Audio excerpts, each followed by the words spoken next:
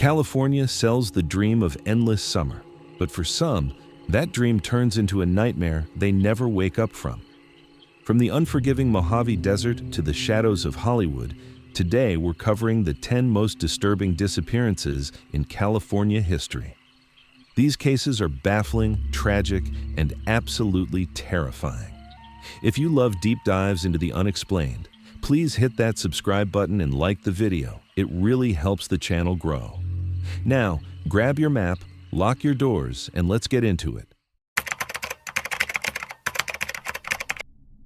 September 16th, 2009, Malibu, California. When you think of Malibu, you think of movie stars, million-dollar beach houses, and pristine coastlines stretching into the Pacific. Jeffrey's restaurant fits that image perfectly. It's perched on a cliff overlooking the ocean, the kind of place where entrees cost more than most people's car payments. It's beautiful. It's exclusive. It's safe. On this particular Wednesday evening, a 24-year-old woman named Mitris Richardson walks through the doors. Mitris wasn't some random tourist. She was a Cal State Fullerton graduate with a degree in psychology. She worked as an executive assistant. She'd been a beauty pageant contestant. She was smart, ambitious, and well-loved by her friends and family. But on this night, something was very, very wrong. Restaurant staff watched as Mitris sat down and ordered an expensive steak dinner and drinks. She ate. She enjoyed herself. And then, when the bill came, $89, she couldn't pay. She had no credit cards on her, no cash. She claimed she would pay them with. The staff was alarmed, but it got stranger. Mitris started getting up from her table and sitting down at other people's tables, joining their conversations uninvited. She was talking about being from Mars. She was speaking in half sentences that didn't connect. The valet later said she told him cryptic things that made no sense. This wasn't drunkenness, this was something else. A mental health crisis. Maybe the onset of bipolar disorder, maybe a psychotic break, but whatever it was, Mitris Richardson was not okay. The restaurant called the police. Now, here's where this case stops being a story about mental health and becomes a story about institutional failure. The Los Angeles County Sheriff's deputies arrive at Jeffrey's. They talk to Mitris. She's clearly disoriented, but she's not violent. They search her car, a 1999 Honda, and find a small amount of marijuana, less than an ounce. That's it. No weapons, no drugs beyond weed. Just a young woman in crisis. They arrest her for defrauding an innkeeper and possession of marijuana. They impound her car. And here's the critical detail. Her cell phone and her purse are locked inside that car when it gets towed. She now has no way to call anyone. No ID, no money, nothing. They take her to the Lost Hills Sheriff's Station. Let me paint you a picture of where this station is, because geography matters here. Lost Hills isn't in downtown Malibu near the beaches and the shops. It's tucked into the mountains up in Malibu Canyon, surrounded by steep hills and dense chaparral. The station sits on a dark, winding road with no streetlights. At night, it is pitch black out there. If you don't have a car, you are stranded. The nearest gas station is miles away. The nearest bus stop? Forget it. Mitris is booked. She's fingerprinted. Her mugshot is taken. And while she's being processed, her mother, Lettice Sutton, gets the call that her daughter has been arrested. Lettice is worried. She knows something is wrong with Mitris. She calls the station and tells them, "My daughter is not acting like herself. Please keep her until the morning. I will come get her." The deputies assure her, "She's safe, we've got her." But then, at 12:38 a.m., just after midnight, they release her. They open the back door of the station and they let Mitris Richardson walk out into the night.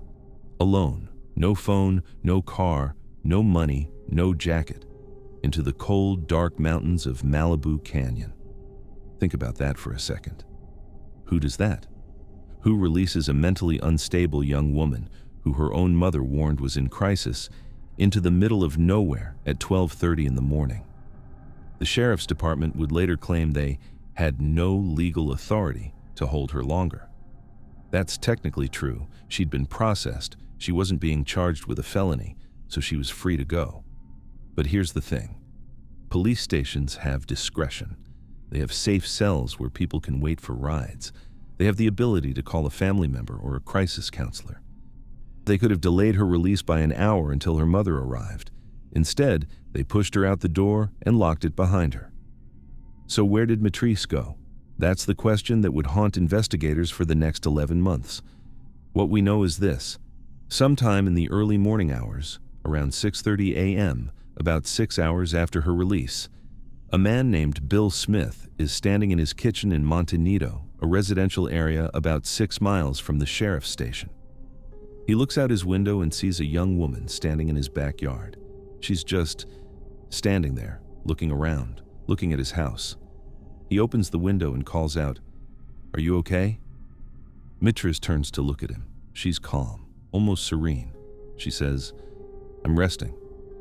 Smith is unnerved. He calls the police, but by the time deputies arrive, she's gone. But vanished back into the brush. That is the last confirmed sighting of Matrice Richardson alive. But here's what doesn't make sense. How did she travel 6 miles in 6 hours through the dark, rugged mountains of Malibu Canyon? She wasn't wearing hiking boots. She wasn't dressed for a trek. The terrain between the sheriff's station and Montanito is steep, covered in dense chaparral and poison oak. There are coyotes, rattlesnakes, and mountain lions. The roads are winding and unlit. If she walked, it would have taken extraordinary endurance. If someone gave her a ride, who? And why would they drop her off in a random backyard? The search begins immediately, but it's massive and fruitless. Helicopters with thermal imaging sweep the canyons. Search dogs are deployed. Volunteers comb the hillsides. But Malibu Canyon is huge. It's thousands of acres of wilderness that can swallow a person whole. Weeks turn into months. The case goes cold. And then, on August 9th, 2010, nearly a year later, park rangers are investigating an illegal marijuana grow operation deep in a ravine called Dark Canyon. It's a place most people have never heard of, a steep, brush-choked gulch miles from any trail. The rangers are walking through the site when they spot something white, partially buried in the dirt. It's a human skull. The remains are eventually identified through DNA as Matrice Richardson. But here's where the case veers from tragedy into outright horror. Matrice's body was found completely naked, not just without clothes. Her jeans, her bra, and her belt were found scattered in the canyon, but they were hundreds of feet away from her remains. Sure, her belt and bra were tied together in a strange configuration, almost like a makeshift rope or harness. Why would someone, or why would she, tie her clothes together like that? And why was she naked? The official theory is paradoxical undressing, a phenomenon where hypothermia victims strip off their clothes because their confused brain thinks they're overheating. It happens. But paradoxical undressing usually means clothes in a pile next to the body, not scattered across a canyon with items tied together. Her body was partially mummified, which is unusual for a corpse exposed to the elements for 11 months. Mummification typically happens in dry, sheltered environments, like a cave or a crawl space, not in an open ravine where animals can access the remains. Some investigators theorized she might have been held somewhere else before ending up in Dark Canyon, but there's no proof. The Los Angeles County Coroner's Office listed her cause of death as undetermined. Not accident, not homicide, not natural causes, undetermined. That's the coroner's way of saying we don't know and we probably never will. But here's the part that should make you angry.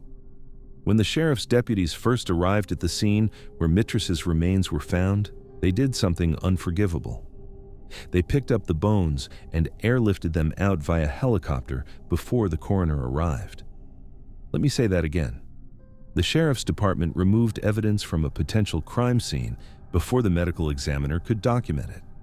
They destroyed the context, they destroyed the insect activity, the soil layering, or the environmental clues that could have established a timeline of death. When the coroner finally arrived, the scene was compromised. The sheriff's department claimed they did it to protect the remains from animals, and because darkness was falling. The coroner was furious. That's not protocol. That's not how you handle human remains in a suspicious death. That's how you cover something up. So let's talk theories, because this case has haunted true crime communities for over a decade. First theory is death by misadventure. The official story is that Mitrice, in a manic or psychotic state, wandered into Malibu Canyon after being released from the station. She became lost in the dark. She stripped off her clothes due to hypothermia-induced confusion. She died of exposure. The animals and elements scattered her remains. It's plausible. But it requires believing that a 24-year-old woman walked 6 miles through treacherous terrain in the middle of the night without anyone seeing her, then wandered even deeper into an isolated canyon where her body wouldn't be found for a year. And it requires ignoring the strange configuration of her clothing and the mummified state of her remains. Another theory is she was picked up. This is where the case gets darker. When search dogs tracked Mitrice's scent from the sheriff's station, the trail led to a nearby road and then stopped, abruptly, as if she got into a vehicle. If someone picked her up, a good Samaritan, or someone with darker intentions, where did they take her? Did she get into a car willingly, thinking she was getting help? Was she assaulted, murdered, and then dumped in Dark Canyon months later? The proximity to the illegal marijuana grow site has fueled speculation that Mitrice stumbled onto the operation and was killed by the growers to protect their crop. But there's no evidence of that, no witnesses, no confessions.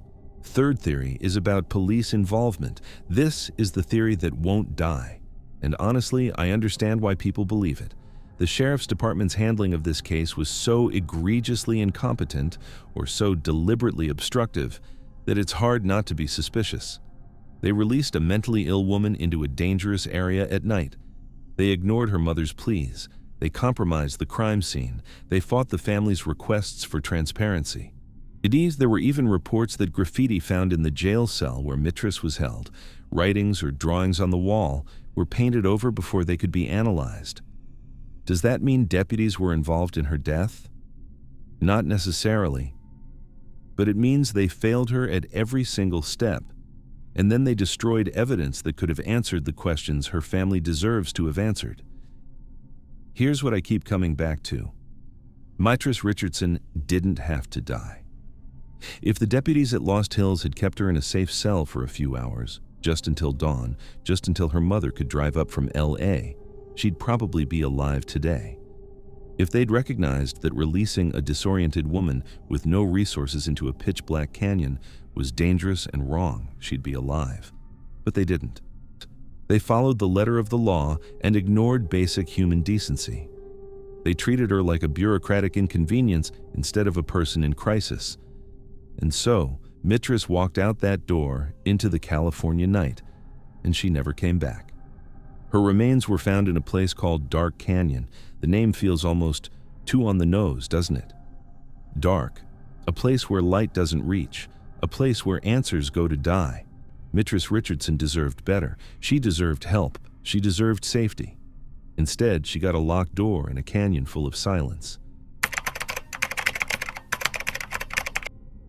August 2013, California. Let me tell you about a kid who should be alive right now. His name was Bryce Laspisa, and he was 19 years old. Bright red hair, blue eyes, a tattoo of a Taurus bull on his shoulder. He was a sophomore at Sierra College in Rocklin, California, studying graphic and industrial design. By all accounts, he was a good kid, close to his parents, funny, creative, the kind of son who called home regularly and didn't give his mom and dad sleepless nights. Until August 2013, when something inside him broke. In the weeks leading up to his disappearance, Bryce started acting off. His girlfriend Kim noticed it first. He became distant, moody. He'd stay up for days at a time, drinking hard liquor and playing video games obsessively. He was taking Vivance, a prescription stimulant for ADHD, except Bryce didn't have ADHD. Yet he was using it recreationally, grinding through 48-hour marathons without sleep, his brain chemistry spiraling into something dark and manic. And then, out of nowhere, he broke up with Kim. Via text, he told her, "You'd be better off without me." That's not a breakup line. That's a goodbye.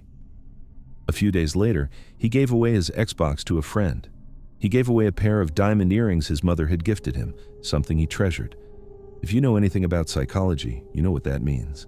When people start divesting themselves of their possessions, when they start saying goodbye without saying the words, they're preparing for an ending. His parents, Karen and Mike Lespisa, who lived in Laguna Niguel in Southern California, were worried. They called him. He sounded okay, maybe a little tired, but he reassured them, "I'm fine. I'm just going to drive home for a bit. I need to clear my head." It should have been a 7-hour drive, straight shot down Interstate 5. Simple, routine.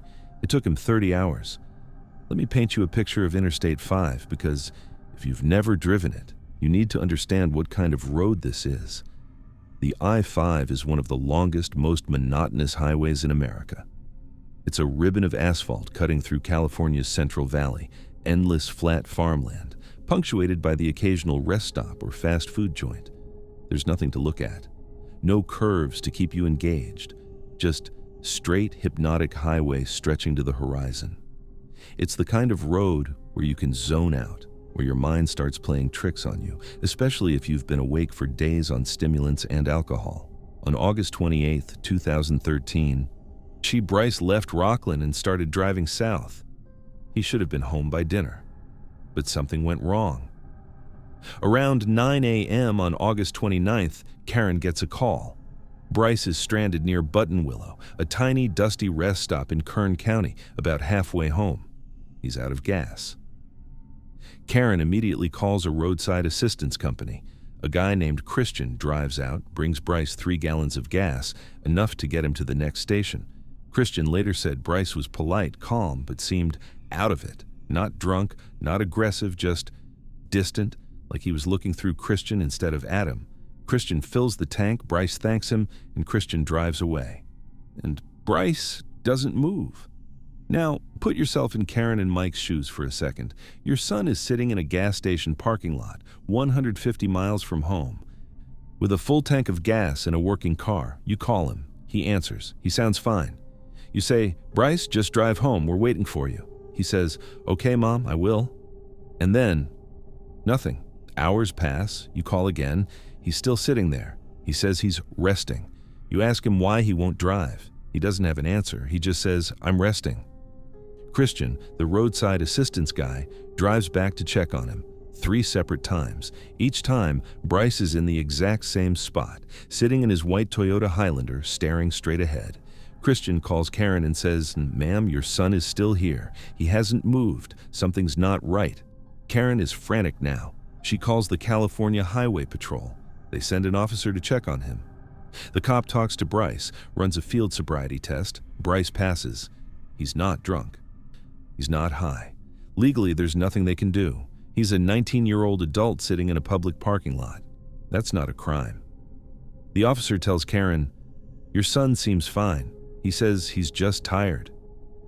Bryce sits in that parking lot for 13 hours. Think about that. Not 10 minutes, not an hour, 13 hours. In the baking August heat of the Central Valley, just sitting in a car, staring at nothing. That's not resting. That's catatonia. That's a mind that's broken. Finally, around 11 p.m., Bryce starts driving again. Karen and Mike are on the phone with him constantly now. They're terrified. They don't understand what's happening to their son, but they know it's bad. Bryce keeps saying, "I'm coming home. I'll be there soon." At 1:50 a.m. on August 30th, Bryce calls his mom. He says, "I'm getting off the I-5. No, I'm too tired to drive." His voice is flat, emotionless. Karen begs him to pull over somewhere safe to wait for them to come get him. He says, "Okay." 18 minutes later, at 2:08 a.m., he calls again. This time, his voice is different. There's something in it, urgency maybe, or fear. He says, "I have a lot to talk about." And then the line goes dead. Karen and Mike try calling back. No answer. They try again and again. Nothing. But they tell themselves, he's probably asleep. He said he was tired. He'll call in the morning. They go to bed. Barely. At 5:30 a.m., there's a knock on the door. It's the police. Bryce's Toyota Highlander was found at the bottom of a 25-foot embankment near Castaic Lake, a reservoir about 15 miles north of their house. The SUV had gone off the road, tumbled end over end down the ravine, and come to rest on its side. The front end was crumpled. The airbags had deployed. But here's the thing. Bryce wasn't in it. When deputies arrived at the scene, they found his cell phone on the floor of the car. His wallet was in the center console. His laptop was in the back seat. There was blood on the driver's seat. Not a lot, but enough to confirm he'd been injured in the crash. The back window of the SUV was shattered. Not from the impact, but from the inside out. Someone had kicked it out, hard, repeatedly. Glass shards were scattered on the ground outside the car, along with a bloody shoe print. Bryce had survived the crash, kicked his way out of the wreckage, and walked away. Into the darkness. Alone. Injured.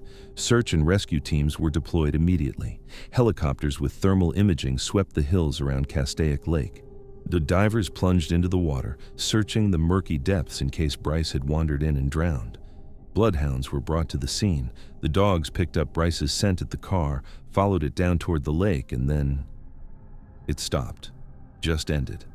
As if he'd evaporated. One theory is that he got into another car, that someone drove by, saw a bleeding kid stumbling along the road at 5 a.m. and gave him a ride. But where? And why hasn't anyone come forward? Why hasn't Bryce? Another theory is that he walked into the lake, that he was concussed, disoriented, maybe even suicidal, and he simply waded into the water and let it take him. But divers searched for weeks. They brought in sonar. They dredged the bottom. They found nothing.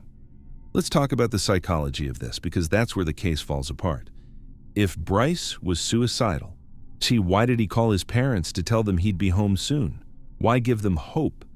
People who are planning to end their lives usually withdraw. They don't keep up a running dialogue with the people who love them most.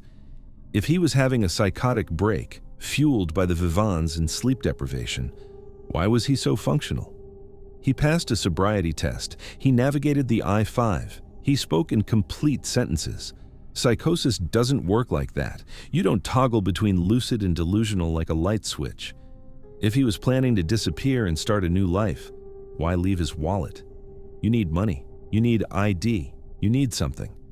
A person doesn't walk off into the California wilderness with nothing but the bloody clothes on his back and successfully vanish for over a decade.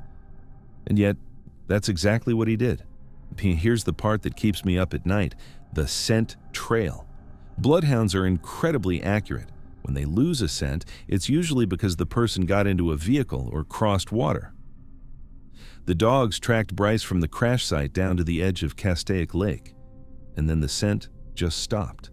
Not faded, stopped, as if he'd been plucked off the earth. There are three possibilities here.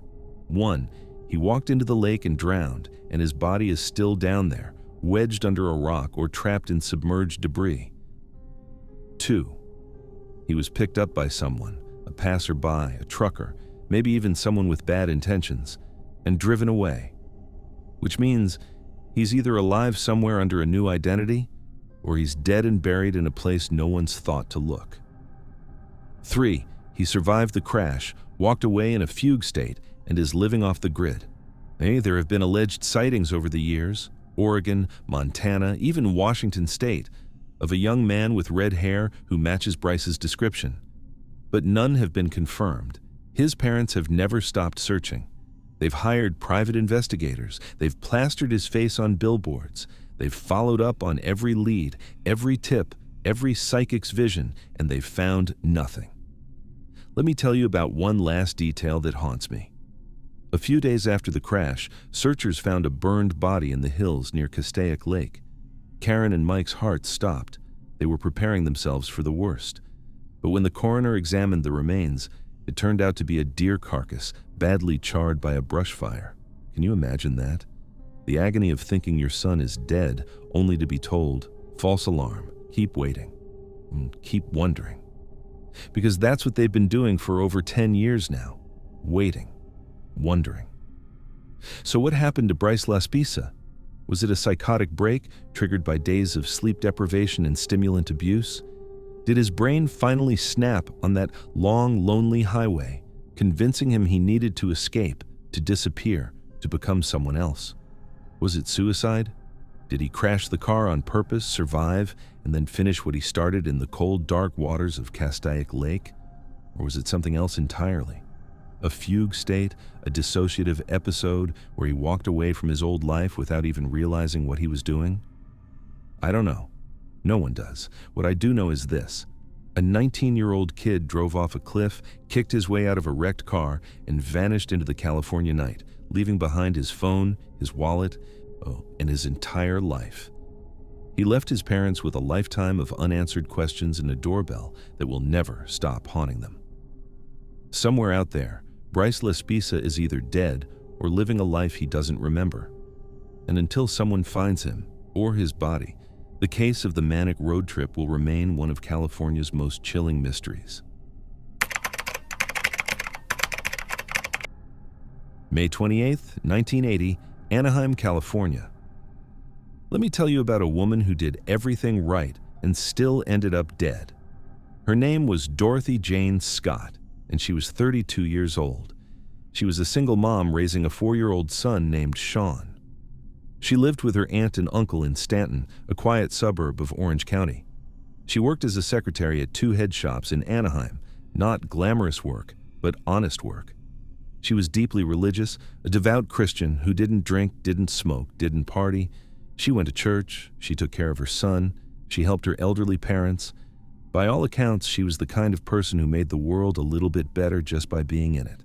And for months before she disappeared, someone had been calling her, watching her, tormenting her. The calls started sometime in early 1980. Dorothy would answer the phone at work, and a man's voice would be on the other end. At first, the calls were almost romantic, obsessive, but not overtly threatening. He would say things like, "I love you. I can't stop thinking about you." He knew details about her life, what she was wearing, where she'd been, who she'd talked to. It was clear he was watching her. Dorothy told her co-workers. She told her mother, Vera. She didn't recognize the voice, but she said it was familiar, like someone she'd heard before but couldn't quite place. A neighbor? A customer? Someone from church? She didn't know. And that not knowing made it worse, because the calls escalated. The romantic obsession curdled into rage. The voice started making threats. He would call and say, "I'm going to get you alone. I'm going to cut you up into bits so no one will ever find you." And Dorothy believed him. Because one day, he called her at work and said, "Go outside. Look at your car." She went outside. On her windshield was a single dead rose. He was there, right there, watching her from somewhere in the parking lot, waiting for her to see his little gift. That's when Dorothy realized this wasn't just some creep making prank calls. This was a man with a plan, a man who was patient, a man who was getting closer. She went out and bought a handgun. She started taking karate lessons. She told her parents she was afraid. But what do? The police couldn't help. This was 1980, and stalking wasn't even a crime yet. You couldn't get a restraining order against a voice on the phone, so Dorothy just lived with it. She lived with the dread, like the hypervigilance, the knowledge that somewhere out there, a man who wanted to hurt her was counting down the days. And then, on the night of May 28, 1980, he made his move. Here's the thing that makes this case so cruel. Dorothy wasn't even supposed to be at the hospital that night. She'd gone to a work meeting at the head shop where she worked. It was a routine staff meeting, boring administrative stuff. But during the meeting, she noticed one of her co-workers, a guy named Conrad Bostron, wasn't looking so good. His arm was red and swollen. He'd been bitten by a spider, possibly a black widow, and the bite was getting infected. Dorothy, being Dorothy, insisted on driving him to the hospital. She didn't have to. It wasn't her responsibility, but she was a caretaker by nature. So she and another co-worker, a young woman named Pam Head, went up piled into Dorothy's white 1973 Toyota station wagon and drove Conrad to the UC Irvine Medical Center in Anaheim. They arrived around 10 p.m. Conrad went into the ER to get checked out. Dorothy and Pam waited and waited. ER visits, especially in 1980, took hours. Finally, around 11 p.m., Conrad was discharged. He had a prescription to fill at the pharmacy, and Dorothy said, "You guys stay here. I'll go get the car and bring it around so Conrad doesn't have to walk." She walked out into the parking lot, alone, into the dark, and she was never seen alive again. Pam and Conrad waited at the pharmacy entrance. They expected to see Dorothy's white station wagon pull up at any moment, and then they saw it, the headlights cutting through the darkness, coming toward them fast. But the car didn't slow down. The headlights were on high beam, blinding them. They waved, they called out, but the car didn't stop. It accelerated. It swerved past them, tires squealing, and shot out of the parking lot onto the main road, disappearing into the night. Pam and Conrad stood there, confused. Why would Dorothy do that? Was there an emergency with her son? Did she see something that spooked her? They waited 1 hour, 2 hours. She didn't come back. Finally, they called the police. At around 4:30 a.m., officers found Dorothy's 1973 Toyota station wagon in an alleyway in Santa Ana, about 10 miles from the hospital. The car was engulfed in flames. Someone had torched it. Inside, there was no body, no blood, no sign of Dorothy. Just the charred remains of her car, deliberately set on fire to destroy evidence. The police launched an investigation. They interviewed Pam and Conrad. They searched the hospital parking lot. They found nothing. No witnesses, no surveillance footage, no clues. Dorothy Jane Scott had simply vanished into the California night. But the nightmare was just beginning. Now, this is where the case stops being a tragic kidnapping and becomes something far darker. Something that feels less like a crime and more like psychological warfare. A few weeks after Dorothy disappeared, her mother, Vera Scott, received a phone call. She picked up the phone, and a man's voice said, "Are you related to Dorothy Scott?" Vera, heart-pounding, said, "Yes, I'm her mother." The voice said, "I've got her." And then he hung up. Vera called the police. They told her it might be a prank, someone who'd seen the news coverage. But the calls kept coming, week after week, month after month. Almost always on Wednesdays, the day Dorothy used to come over for dinner when she was alive. The voice would call and say things like, "I killed her, she's never coming back." Or he would just breathe into the phone, letting Vera hear him, letting her know he was still out there, still watching, still reveling in the pain he'd caused. Police set up phone taps. They stationed officers at the house. They tried to trace the calls, but the caller was smart. He never stayed on the line long enough. 30 seconds, 45 seconds, just long enough to deliver his message and hang up. And this went on for 4 years. Think about that. 4 years of torment. 4 years of a mother picking up the phone and hearing the voice of the man who murdered her daughter. 4 years of living in limbo, not knowing where Dorothy's body was. Not knowing if the caller was lying or telling the truth, just enduring this slow drip torture. Who does that? Who has the discipline, the hatred to sustain that kind of campaign? Because this wasn't about the murder anymore. The murder was quick. The calls were the real crime. The calls were designed to keep Dorothy's family in a state of perpetual anguish. And then, in 1984, the calls stopped. Abruptly. Completely. That same year, construction workers clearing brush near Santa Ana Canyon Road found human remains. Skeletal. Scattered by animals. But identifiable. A turquoise ring on one of the finger bones. It was Dorothy's ring. They'd found her. The coroner determined she'd been dead since 1980, likely killed within hours of her abduction. Her body had been dumped in the remote brush, left to decompose and be picked apart by scavengers. A watch found near the remains had stopped at 12:30 a.m. on May 29, 1980, roughly 90 minutes after she walked into that parking lot. The moment the news broke that Dorothy's remains had been identified, the phone calls to her mother stopped. The caller had been watching the news. He'd known the game was over. His trophy had been found. So he hung up the phone one last time and disappeared into the ether. To this day, he's never been caught. Let's talk theories, because there are a few suspects who've been floated over the years. The co-worker theory. Some investigators believe the killer was someone Dorothy worked with at the head shop. The call started around the time she began working there. The caller knew her schedule, her routines. He knew she'd be at that hospital that night because he was at the staff meeting. Maybe he followed her. Maybe he was waiting in the parking lot knowing she'd volunteer to get the car. But here's the problem. Police interviewed everyone she worked with. No one stood out. No one confessed. The Mike theory. In some reports, Dorothy had mentioned a man named Mike Butler, a neighbor or acquaintance who allegedly became obsessed with her. He lived in the Santa Ana Mountains, near where her body was eventually found. He exhibited cult-like behavior and had a history of mental instability. But again, no physical evidence ever linked him to the crime. No arrest was ever made. The stranger theory. Maybe it was random. A predator lurking in the parking lot looking for an isolated woman.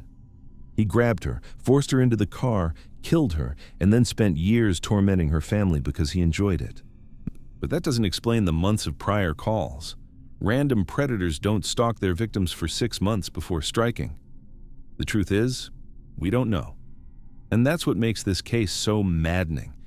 Here's what I keep coming back to. The phone calls. Most killers, once they've committed the act, they're done. They move on. They hide. They disappear. But Dorothy's killer couldn't let it go. He needed to keep the wound open. He needed to hear Vera's voice shake when she answered the phone. He needed to know that every Wednesday she was sitting by that phone, dreading the ring, and he had that power over her. That's not just murder. That's sadism. That's a level of cruelty that goes beyond violence and into the realm of psychological torture. And he got away with it. Here's the nightmare fuel. He's probably still out there. If he was, say, 30 years old in 1980, he'd be in his mid-70s now. Still alive. Still living in Southern California, maybe.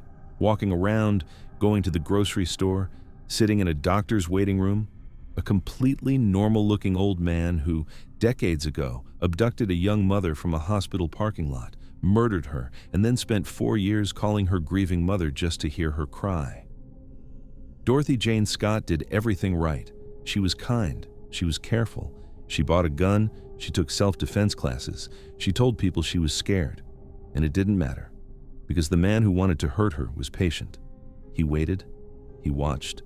And when the perfect moment came, a dark parking lot, a kind gesture, a few minutes alone, he struck. The voice in the night got what it wanted, and then it went silent. But the silence, in its own way, is just as haunting as the calls ever were. May 18th, 1926, Los Angeles, California. To understand this story, you first have to understand just how famous Aimee Semple McPherson was. We're talking 1926, the height of the Roaring Twenties, jazz, flappers, prohibition. And into this wild, decadent era stepped a woman who was equal parts evangelist, performer, and media phenomenon. Her name was Aimee Semple McPherson, but everyone called her Sister Aimee. She wasn't just a preacher, she was a celebrity. She founded the Foursquare Gospel Church and built the Angelus Temple in Los Angeles, a massive 5,300-seat megachurch that was one of the first buildings in the city to have its own radio station. She broadcast sermons to millions. She staged theatrical productions with costumes, orchestras, and special effects. She claimed to heal the sick through the power of faith, and thousands of people, desperate, hopeful people, flocked to her services believing she could cure their cancer, their blindness, their paralysis. She was magnetic, controversial, adored by the working class and despised by the establishment. She was a woman in a male-dominated profession, and she wielded power in a way that made people deeply uncomfortable. But love her or hate her, you couldn't ignore her. So when Sister Aimee went missing on May 18th, 1926, it wasn't just a local news story, it was a national crisis. Here's what happened, or at least what supposedly happened. On that warm spring afternoon, Aimee drove to Ocean Park Beach in Venice with her secretary, Emma Schaffer. It was a beautiful day. Aimee told Emma she wanted to go for a swim and then work on a sermon. She set up a little tent on the sand, spread out her notes, and then walked down to the water. Emma stayed behind, keeping an eye on Aimee's things. At some point, she walked up to a nearby hotel to make a phone call. When she came back, maybe 15-20 minutes later, Aimee was gone.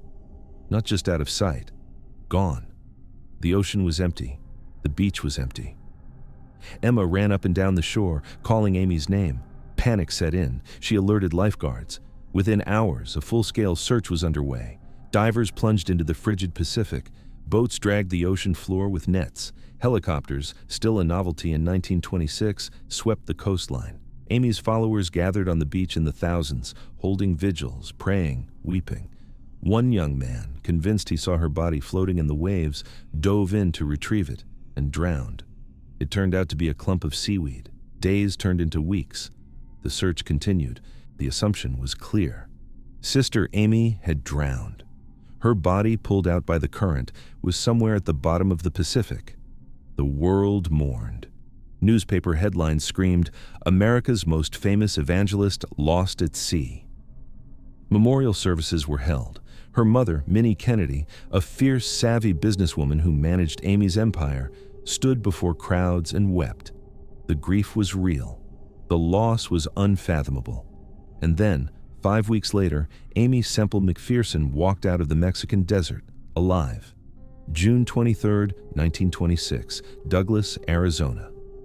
A woman stumbles into a small town on the U.S.-Mexico border. She's disheveled, disoriented. Her clothes are torn. She's sunburned and dehydrated. She collapses at the door of a house and gasps, "I'm Amy Semple McPherson. I've been kidnapped." The news spread like wildfire. Sister Amy is alive. She was taken to a hospital where she told an incredible story. She claimed that on the day she disappeared, a couple, she called them Steve and Rose, approached her on the beach. They told her their baby was dying and begged her to come pray for the child. Amy, ever the Good Samaritan, agreed. She walked with them to a car parked nearby. And that's when they grabbed her. According to Amy, they shoved a cloth soaked in chloroform over her face. She blacked out. When she woke up, she was in a shack somewhere in the Mexican desert, Sonora, she thought, or maybe Agua Prieta. Her captors kept her bound and gagged. They tortured her. They demanded a ransom of $500,000 from her church. They threatened to sell her into white slavery if the money wasn't paid. But Amy was clever. She said she managed to cut through the ropes binding her wrists using a jagged piece of tin can she found on the floor. She squeezed through a tiny window, dropped into the blazing desert heat, and ran. She walked 13 miles, no, 17 miles, no, 20 miles, through the cactus-studded wasteland until she reached civilization. Her feet were blistered, her throat was parched, but she was free. The public ate it up. When Amy returned to Los Angeles by train, 50,000 people showed up to greet her. It was the largest parade in the city's history. She was carried through the streets on a throne of roses, weeping, waving, thanking God for her miraculous deliverance. She was a modern-day resurrection story. The saint who drowned had risen from the dead. Except, the story didn't add up. Let's talk about the shoes. When Amy stumbled into Douglas, Arizona, authorities took note of her condition. She claimed she'd walked 20 miles through the harsh Sonoran desert, a landscape of jagged rocks, thorny mesquite, rattlesnakes, and scorching 110-degree heat. Your average hiker, fully prepared with boots and water, would struggle with that trek. Amy supposedly did it in a dress and loafers with no supplies after being held captive and tortured for 5 weeks. But here's the thing. Her shoes were pristine, not scuffed, not torn. The heels weren't worn down. Her clothes, while dusty, weren't shredded by cactus spines. She wasn't severely sunburned. She wasn't emaciated. For someone who'd allegedly been starved and forced to march through hell, she looked pretty good. A reporter for the Los Angeles Times wrote, "She looked like she'd spent the last 5 weeks at a spa, and not in a kidnapper's shack." And then there was the shack itself. Police did find a structure matching Amy's description, an abandoned miner's cabin near the border. Inside, they found strips of bed ticking that could have been used as ropes.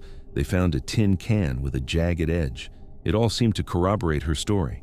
But they also found something else: receipts, witness statements, and grocery slips placing a woman matching Amy's description at a rented cottage in Carmel-by-the-Sea, California, a romantic seaside town 400 miles north of Los Angeles, during the exact same weeks she claimed to be kidnapped in Mexico.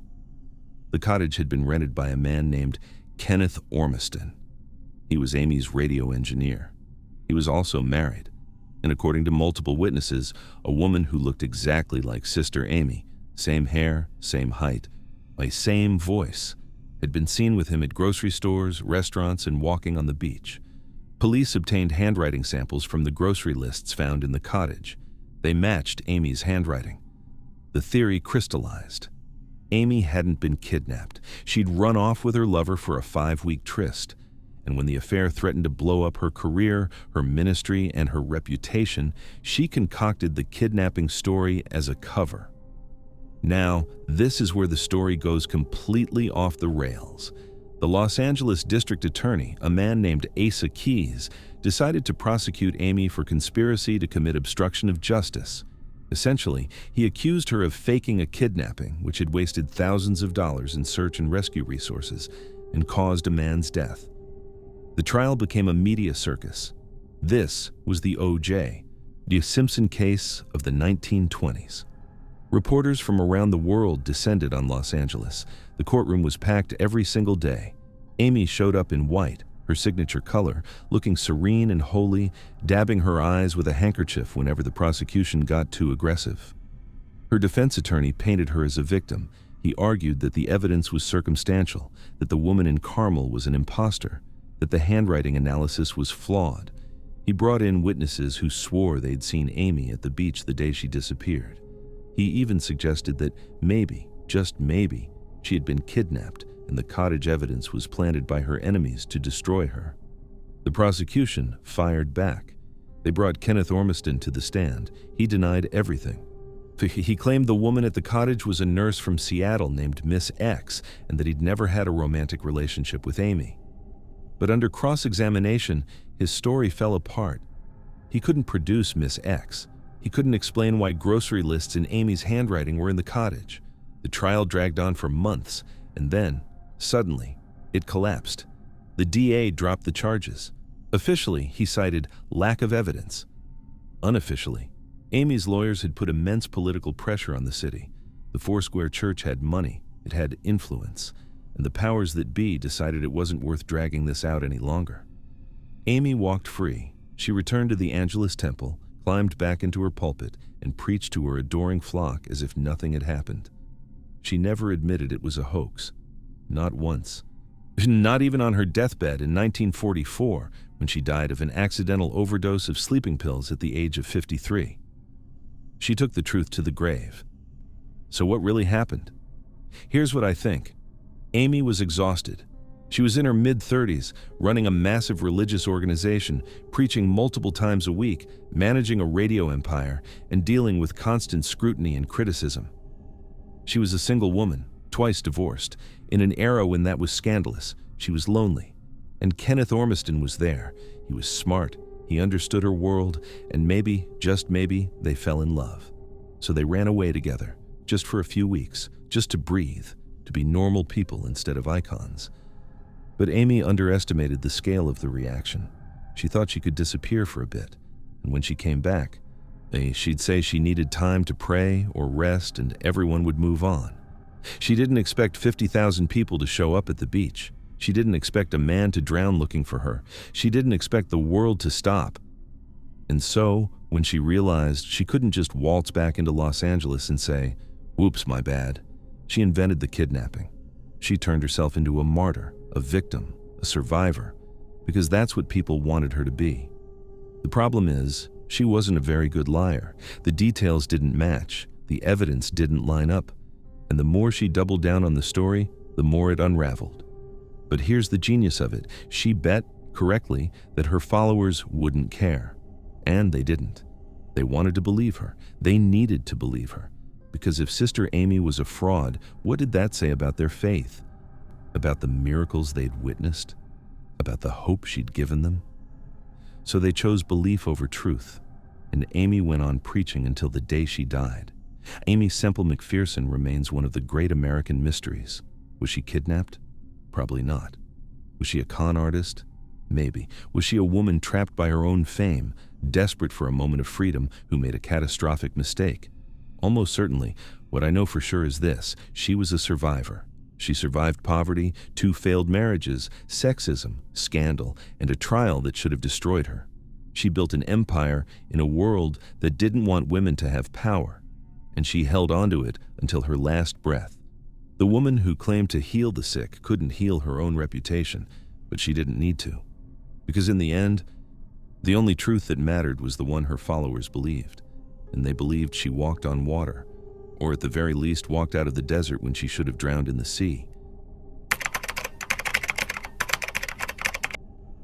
October 13th, 2018, Chalfont Valley, California. Let me tell you about a 16-year-old girl who went to a party on a Friday night and never came home. Her name was Carly Gousset. She lived in a place called Chalfont Valley, a tiny high desert community in Mono County, nestled between Bishop and the Nevada border. If you've never been to this part of California, picture this: wide open scrubland, sagebrush, and dust hemmed in by the massive white mountains to the east. It's beautiful in a stark, lonely way. But it's also exposed. There's nowhere to hide out there. If you're standing in the middle of Chalfont Valley, you can see for miles in every direction, which makes it all the more baffling that a teenage girl vanished there without a trace. Carly was a normal kid. She lived with her dad, Zach, and her stepmother, Melissa. Her biological mom, Lindsay, lived in Nevada, and from what we know, the custody arrangement was complicated. But Carly seemed happy enough. She had friends. She went to school. She was a teenager doing teenager things. On the night of Friday, October 12th, 2018, Carly went to a party in Bishop, about 20 minutes away. It was a typical high school party. Kids hanging out, music playing, and yeah, some marijuana being passed around. Carly smoked, and something went very wrong. Now, most people who smoke weed feel relaxed, maybe a little giggly, maybe hungry. But for some people, especially people who are predisposed to anxiety or have an underlying mental health condition, marijuana can trigger a catastrophic paranoid reaction. It's rare, but it happens. And it happened to Carly. She started freaking out. She was convinced the weed was laced with something, fentanyl, meth, who knows. She was terrified. She called Melissa, her stepmother, and begged her to come pick her up. Melissa drove out to get her and brought her home, and that's when the night turned into a nightmare. Back at the house, Carly was not okay. Melissa later described her as being in a full-blown panic. Her pupils were dilated. She was pacing. She kept saying the car was going to kill her. She was scribbling on pieces of paper, frantic, illegible scrawls. She couldn't sit still. She couldn't calm down. Now, here's where things get controversial. Melissa, in an effort to document what was happening, or so she claims, pulled out her phone and started recording Carly. Audio only. She later said she did this so she could show Carly later what happens when you do drugs. A kind of scared straight moment. The recording has never been released to the public. Melissa played it for the producers of Dr. Phil when she appeared on the show, but she refused to let it air. She said it was too personal, too private, and that decision, understandably, has fueled a lot of suspicion. Because here's the thing, if the recording just showed a kid having a bad drug trip, why not release it? Why hide it? People on the internet have speculated endlessly. Was there something on that recording that contradicted the family's story? Did Carly say something incriminating? Or is it exactly what Melissa says it is, a panicked teenager saying, "I'm so messed up," over and over, and Melissa just wants to protect her stepdaughter's dignity? We don't know. But the secrecy around that recording is one of the reasons this case has become so divisive online. Let's talk about the timeline, because this is where things start to fall apart. According to Melissa, Carly was too scared to sleep. She was afraid that if she fell asleep, she'd die. This is a common delusion during severe panic attacks or drug-induced psychosis. So Melissa stayed in Carly's room with her, all night, sitting in a chair, comforting her, trying to keep her calm. Melissa says that around 5:30 or 6 a.m., she was exhausted. She'd been up all night, so she dozed off in the chair next to Carly's bed. When she woke up, around 7 or 7:15 a.m., Carly was gone. The front door was unlocked. Carly's phone was still in the house. Her money was still there. Her glasses, which she needed to see, were on the nightstand. She'd walked out into the cold October morning wearing nothing but a white t-shirt and gray sweatpants. No shoes, no jacket, no way to call for help. Melissa and Zach immediately started searching the neighborhood, calling her name, driving up and down the roads. They called the police at 9:35 a.m. By that point, Carly had been missing for over 2 hours. And here's the part that should make you pause. In those critical first hours, when the family was frantically searching, Melissa gave the police a wrong description of what Carly was wearing. She later admitted, "I gave the wrong description of my daughter's clothes." She corrected it, but by then, precious time had been lost. Why did she get it wrong? Was it just the chaos of the moment, or was there something else going on? Now, this is the part that divides the internet, the witness sightings. Because Carly was seen that morning, multiple witnesses reported seeing a teenage girl matching her description walking along White Mountain Estates Road toward Highway 6. And the descriptions are eerie. One neighbor saw her around 6:30 or 7 a.m. She was walking alone, slowly, looking around. The neighbor thought it was odd but didn't stop. But the most detailed sighting came from a man named Richard Ogden, a retired science teacher who was driving on Highway 6 around 7:30 a.m.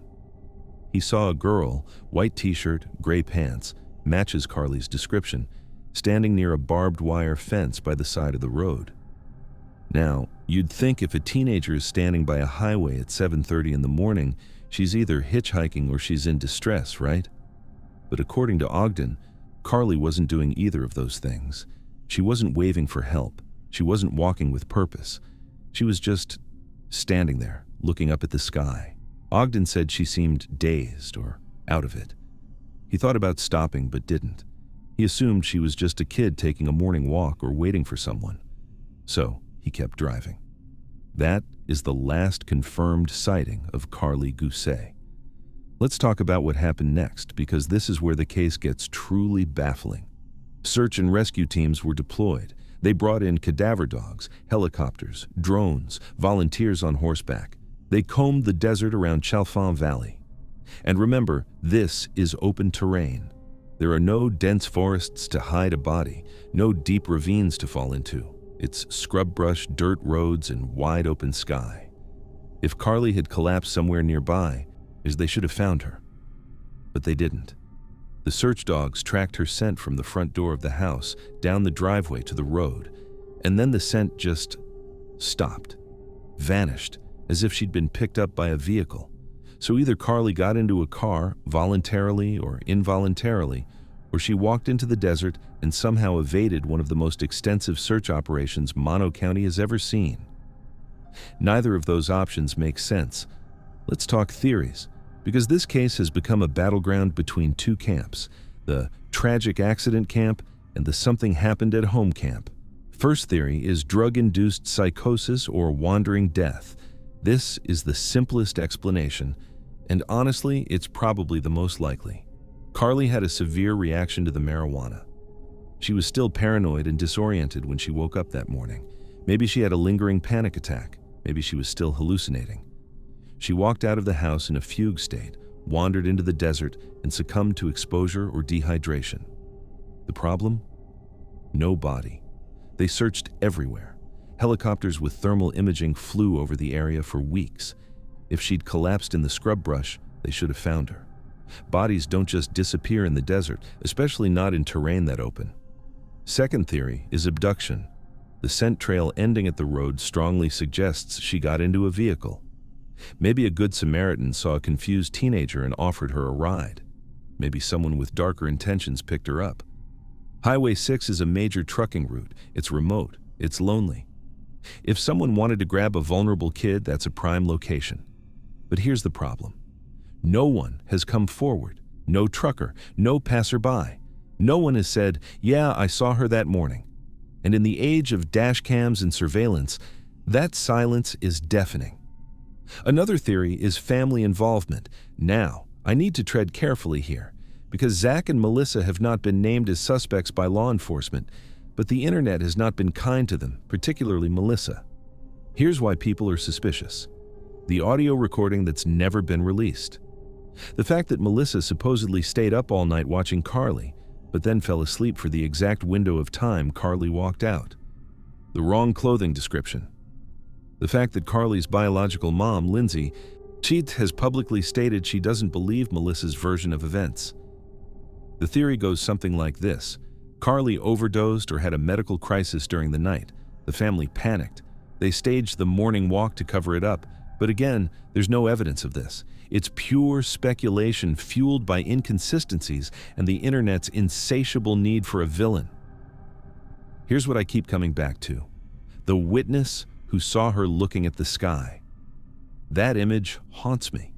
A 16-year-old girl, barefoot, standing by a barbed wire fence in the freezing desert morning, staring up at the clouds, not panicked, not running, just looking. What was she seeing? Was she still hallucinating? Was she having a spiritual experience? Or was her brain so scrambled by whatever she'd ingested that she'd lost all sense of reality? Imagine being Richard Ogden, the man who drove past her. Imagine living with the knowledge that you saw a girl who would be missing 30 minutes later and you didn't stop.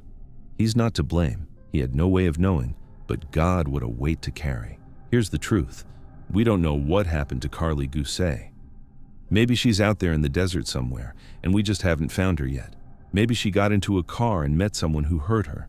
Maybe, and this is the hope her family clings to, she's alive somewhere, living under a different name, having walked away from her old life in a dissociative fugue. But I'll tell you what I think happened. I think Carly had a severe, drug-induced psychotic break.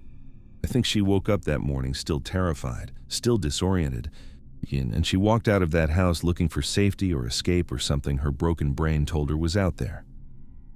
I think she walked down to Highway 6, and I think someone saw a vulnerable, confused teenager and picked her up. And I think that person, whether they were a predator or just someone who panicked when they realized she wasn't okay, made sure she was never found. The high desert is vast. The White Mountains are riddled with abandoned mines, hidden ravines, and places where a body could lie undiscovered for decades. If Carly is out there, she's part of the landscape now, silent, still, looking up at the sky. Carly Gousset was 16 years old. She had her whole life ahead of her.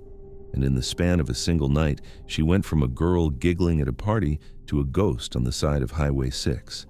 Her family is still searching, or her mom still posts about her on social media. The FBI is still involved. But with every year that passes, the chances of finding answers grow slimmer. One minute, she was safe in her bed. The next, she was standing on the edge of the world, staring at something no one else could see. And then she was gone. February 24th, 1978. Chico, California. Picture this. It's a Friday night at a college basketball game. The crowd is loud, the bleachers are packed, and somewhere in that sea of people are 5 friends who are having the time of their lives. They'd bet on this game, UC Davis versus Chico State, and their team just won. They're riding high. They're talking about their own basketball tournament the next morning back home in Yuba City. They're part of a team called the Gateway Gators, a squad for adults with developmental disabilities, and they take it seriously. This was supposed to be their night. Their names were Ted Wire, Jack Madruga, Bill Sterling, Jack Hewitt, and Gary Mathias. They called themselves the Boys, even though they ranged from 24 to 32 years old. Now, here's what you need to understand about them. These weren't thrill seekers. These weren't guys who went off-roading in the mountains for fun. Ted, Jack Madruga, Bill, and Jack Hewitt all had mild to moderate intellectual disabilities. They lived structured lives with their families. They had routines. They had rules. Gary Mathias was different. He was an Army vet, the most street smart of the group, but he struggled with paranoid schizophrenia and needed medication to stay stable. The point is, these were creatures of habit, predictable, safe, the kind of guys who asked permission before changing plans. So after the game ends around 10 p.m., they do what they always do. They stop at Bears Market, a little convenience store in Chico. The clerk knows them. They buy snacks for the drive home, a couple of Hostess pies, some Pepsis, a Snickers bar. Normal stuff. Road trip food. They're laughing, they're joking. And then they pile back into Jack Madruga's pride and joy, a 1969 turquoise and white Mercury Montego. Jack loved that car. He kept it spotless. He was protective of it. He was the only one who drove it. The drive home to Yuba City should take about an hour. It's a straight shot down Highway 99, flat, familiar, easy, except they never made it home. Now, this is where it gets strange. Instead of driving south toward home, the Mercury Montego ends up 70 miles northeast, deep in the Plumas National Forest. Not near the valley, not near civilization. Up a winding mountain road, climbing thousands of feet in elevation into the Sierra Nevada snowpack. February in Plumas National Forest isn't a place you visit by accident. The roads are dark, unlit, and treacherous. The snow is piled 4 to 6 feet deep in some places. The temperature drops below freezing. This is the kind of terrain where you need chains on your tires and a damn good reason to be there. The boys had neither. 4 days later, a park ranger is patrolling a remote logging road called Oroville-Quincy Highway when he spots something out of place. A car, half buried in snow, sitting alone on a cow trail about 5,000 feet above sea level. It's the Mercury Montego. He radios it in. When deputies arrive, they find the car unlocked. The driver's side window is rolled down. The keys are gone, but when they hotwire the ignition, the engine turns over immediately. There's still a quarter tank of gas in it. The undercarriage isn't damaged. The tires aren't stuck in any meaningful way. 5 grown men could have pushed it out in minutes. Gee, but here's the thing. They didn't even try. There are no signs of spinning tires, no evidence they tried to free the car. They just stopped, opened the doors, and walked away. Into the snow. At night. In the freezing cold, wearing nothing but the jeans and light jackets they'd worn to a basketball game. Think about that for a second. Jack Madruga was obsessed with that car. His mother would later say he treated it like a baby. He washed it every weekend. He refused to let anyone else drive it. And yet, when faced with a minor inconvenience, a snowdrift he could have cleared in 10 minutes, he abandoned it, left the window down, left it unlocked, just walked away into the dark. Why? The search begins immediately, but the snow is too deep. Helicopters can't see through the dense tree cover. Ground teams find nothing, no footprints, no trail. The boys have vanished into the wilderness. Months pass.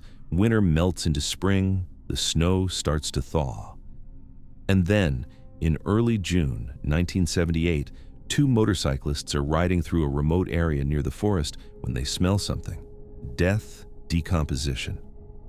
They follow the scent to a U.S. Forest Service trailer, one of those metal boxes the government uses to store equipment for firefighters and rangers. It's about 19 miles from where the car was found, deep in the backcountry. The door is unlocked. Inside, they find Ted Wire. He's been dead for months. His body is wrapped in 8 sheets like he was trying to stay warm. He's lying on a bed. His feet are so badly frostbitten that his leather boots are sitting next to him. He couldn't get them on anymore. But here's the kicker. Ted weighed about 200 pounds when he disappeared. And when they find him, he weighs less than 120. He starved to death in a trailer full of food. Let's talk about that for a second, because this is where the case crosses from tragic accident into something far more disturbing. The trailer Ted died in wasn't empty. It was a fully stocked survival cache. There were cases of sea rations, military meal kits designed to keep soldiers alive in the field. Enough food to feed all 5 men for a year. There was a propane heating system with a tank outside. You just had to turn a valve. There was a fireplace, matches, and kindling. There were blankets and warm clothing. Ted Wire used none of it. Investigators found that he'd opened about 36 cans of the sea rations over the course of weeks, maybe months. He ate them slowly, methodically, like he was rationing. But he never touched the main food locker. He never turned on the heat. He never lit a fire. He just waited, in the cold, eating just enough to delay the inevitable. Coroners estimated he survived in that trailer for 8 to 13 weeks before he finally succumbed to starvation and hypothermia. He lost nearly 100 pounds. His body essentially consumed itself. Why didn't he eat more? Why didn't he turn on the heat? Why didn't he start a fire? No one knows. The search expands. Over the next few weeks, they find the others. Jack Madruga and Bill Sterling's remains are discovered in the forest, about 11 miles from the car. Their bodies are scattered, picked clean by animals. They likely died from exposure within days of leaving the car. Jack Hewitt's remains are found near the trailer, partially buried, also exposure. But Gary Mathias? He's never found. The only trace of him is a pair of tennis shoes inside the trailer, which means at some point, Gary made it to that shelter. He was with Ted, and then he left. Walked out into the snow, barefoot. Some people think Gary went for help. Others think he had a psychotic break. He'd stopped taking his schizophrenia medication and wandered off in a delusion. But if he went for help, why didn't he come back? And if he was delusional, why did Ted stay behind? Let's step back and look at the facts, because every theory falls apart under scrutiny. First, theory is they got lost. Okay, but how? The route home was a straight line. Jack Madruga had driven it dozens of times. Even if they somehow missed their exit, why drive 70 miles in the wrong direction? Uphill into the mountains on roads that got progressively worse. At some point, you'd realize, hey, this doesn't look right, and turn around. But they didn't. Second theory is they were running from something. This is where people bring up Joseph Shones, a man who got stuck on the same mountain road that night. Shones later told police he saw headlights, possibly the boys' car, and heard voices. He called out for help, but the lights went dark and the voices stopped. He said it felt like they were hiding from him. But why? Shones was just a guy stuck in the snow. He wasn't a threat, unless the boys thought he was. Unless they were already in a state of panic and paranoia. Another theory is Gary Mathias had a psychotic episode. This is the most popular theory, and it almost makes sense. Gary had schizophrenia. If he stopped taking his meds, he could have experienced hallucinations or delusions. Maybe he convinced the others they were being followed. Maybe he led them up the mountain, thinking they were escaping danger. But here's the problem. Why did the others follow him? Ted, Jack, Bill, and Jack Hewitt weren't stupid. They trusted their routines. They trusted their families. If Gary started ranting about imaginary threats, wouldn't at least one of them say, "Dude, let's just go home"? And even if they did follow Gary in a panic, why didn't they use the trailer? Why didn't Ted, alone in that metal box for months, ever turn on the heat? Here's what haunts me about this case. It's not just that 5 men died, it's that they died slowly. They had time, they had resources, and they chose not to use them. The Plumas National Forest isn't cursed, it's not haunted, it's just a mountain. But on the night of February 24th, 1978, something happened on that road. Something that made 5 men abandon a working car, walk 19 miles into the snow, and then sit in a heated shelter stocked with food, and do nothing. Ted Wire wrapped himself in sheets and waited to die. Gary Mathias walked back out into the cold and was never seen again, and we still don't know why. October 7th, 1949, Los Angeles, California. Let me take you back to post-war Los Angeles, a city that was equal parts glamour and grime. This is the era of film noir, both on-screen and off. The studios are churning out movies about femme fatales and dangerous men, but the real danger is on the streets. Because just 2 years earlier, in January 1947, the city was rocked by one of the most brutal murders in American history, the Black Dahlia case. Elizabeth Short, a 22-year-old aspiring actress, was found in a vacant lot, her body severed at the waist, drained of blood, and posed like a discarded mannequin. The case was never solved, and it left the women of Los Angeles, especially the young, beautiful ones trying to make it in Hollywood, living in a state of perpetual fear. So when another young actress vanished in October 1949, the city's collective trauma came roaring back. Her name was Jean Spangler. And unlike the Black Dahlia, her body was never found. She didn't leave behind a crime scene. She left behind something far more cryptic, a torn purse and an unfinished note that reads like it was ripped straight out of a Hollywood noir script. Except this wasn't fiction. This was real. Jean Elizabeth Spangler was 26 years old. She was a dancer, a model, and a bit part actress who'd appeared in a handful of films, usually uncredited roles, the kind where you're background filler in a nightclub scene or a chorus girl in a musical. She was beautiful. Dark hair, classic 1940s pinup features. But beauty wasn't enough in Hollywood. It never is. She was one of thousands of young women chasing the dream, living paycheck to paycheck, hoping for that one big break. But Jean's life wasn't just about auditions and casting calls. She was a divorced single mother with a 5-year-old daughter, Christine.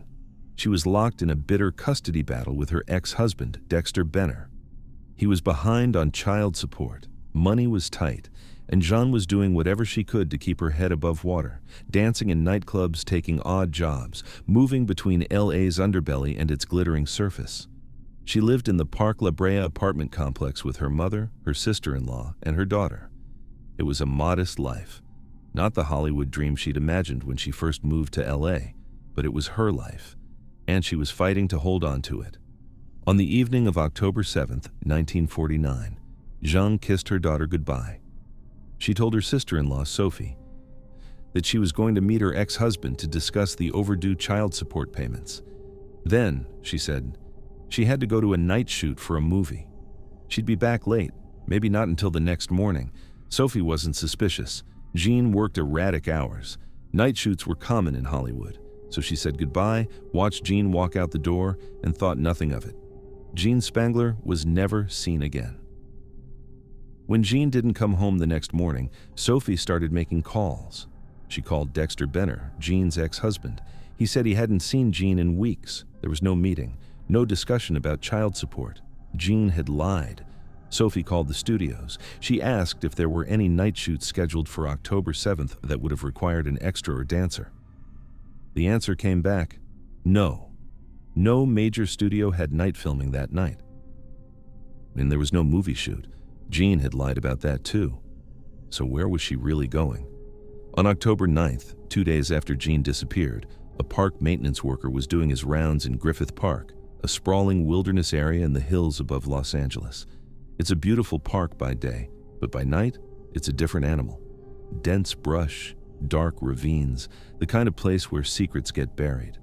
The worker spotted something near the entrance to Fern Dell, a lush fern-covered canyon, a woman's purse lying in the dirt. The strap was torn on one side, ripped clean off as if someone had yanked it violently from a shoulder. Inside, there was no money, no wallet, but there was identification, and there was a handwritten note. The ID belonged to Jean Spangler, and the note, scrawled in her own handwriting, was about to turn this case into one of Hollywood's most enduring mysteries. Let's decode the note, because this is the heart of the case. The note read, "Kirk, can't wait any longer, going to see Dr. Scott. It will work best this way while Mother is away." And that's it. The note is unfinished. The sentence just stops, as if Jean was interrupted mid-thought, or maybe she finished it and the rest of the note was torn off and destroyed. Now, let's break this down piece by piece, because every word here is loaded. Kirk. The police immediately zeroed in on this name, because at the time, there was a very famous Kirk in Hollywood, Kirk Douglas. Yes, the Kirk Douglas, the square-jawed leading man who just starred in Champion and was on his way to becoming one of the biggest stars in the world. Jean had worked as an extra on a film Douglas had been in. They'd been on the same set. They might have interacted. Maybe they knew each other, maybe they didn't, but the police had to ask. Here's the thing. Kirk Douglas called the LAPD before they even contacted him. He proactively reached out to deny any involvement. He said he barely knew Jean. He said he'd been out of town when she disappeared. He cooperated fully. But the fact that he called first, before his name had even been made public in connection to the case, struck investigators as odd. Why would you do that unless you were worried about being implicated? To be clear, Kirk Douglas was never a suspect. He had an alibi. He passed every interview, but his name being in that note, it's never been explained. Was Kirk someone else? A nickname? A code name? We don't know. Dr. Scott. Now, this is where the prevailing theory takes shape. In 1949, abortion was illegal in California, but that didn't mean it didn't happen. Back alley abortions were common, dangerous, and deadly. Women would go to unlicensed doctors, often just butchers with a scalpel, and many of them didn't survive the procedure. The phrase, "going to see Dr. Scott," combined with "it will work best this way while mother is away," reads like a plan to undergo a secret medical procedure. Jean's mother was apparently out of town that week. If Jean was pregnant and needed an abortion, she'd want to do it while her mother wasn't around to ask questions. The police canvassed every doctor in Los Angeles with the last name Scott. None of them admitted to knowing Jean, but Dr. Scott was likely a pseudonym, a fake name used by an illegal abortionist operating in the shadows. The theory goes like this. Jean was pregnant. She couldn't afford another child. She was already struggling to support Christine, so she arranged for an abortion. The night shoot was a cover story. She went to the appointment, something went horribly wrong, and she died on the table. The abortionist panicked, dumped her body somewhere remote, and tore up any evidence connecting him to her, hence the ripped purse strap and the unfinished note. It's plausible, it fits the evidence, but it's not the only theory. Let's talk about the other side of Jean's life, the side her family didn't see. Jean worked in nightclubs. She danced in venues frequented by some of LA's most dangerous men. And in 1949, that meant the mob. Specifically, the crew run by Mickey Cohen, the notorious LA mob boss who controlled gambling, prostitution, and drug trafficking across the city. Jean had been seen multiple times in the company of men connected to Cohen's organization. She wasn't a mobster herself, but she was in their orbit. And if you're in that world, even on the periphery, you're playing a dangerous game. Some investigators theorized that Jean knew too much. Maybe she witnessed something she shouldn't have. Maybe she was having an affair with someone powerful who wanted her silenced. Maybe the Kirk in the note wasn't Kirk Douglas at all, but a nickname for someone in the underworld. Griffith Park, where her purse was found, was a known mob dumping ground. It's remote. It's vast. You could hide a body in those hills and no one would find it for decades. Hell, some bodies are probably still out there, waiting to be discovered. The ripped purse strap suggests a struggle, a violent encounter, not a medical procedure gone wrong. And the fact that no body was ever found? That's mob MO. You don't just kill someone and leave evidence, you make them disappear. Here's another wrinkle. Jean's ex-husband, Dexter Benner. After Jean vanished, Dexter did something strange. He packed up, took his new wife, and fled to Florida. He didn't stick around to help search. He didn't cooperate fully with investigators. He just left. And he took Christine, Jean's daughter, with him. Now, Dexter had a warrant out for unpaid child support, so maybe he was just running from that. But the timing is suspicious. And when Christine grew up, she apparently had no memory of her mother. It's like the family erased Jean from her life entirely. Did Dexter know something? Was he involved? We don't know. He was never charged. He was never even officially named as a suspect. But his behavior, fleeing the state, cutting ties, raising Christine to forget her mother, it doesn't sit right. The search for Jean Spangler was massive. 60 police officers combed Griffith Park. They searched ravines, checked abandoned buildings, dug through brush. They found nothing. Not a scrap of clothing, not a bone, not a clue. It's like she evaporated. And that's what makes this case so haunting.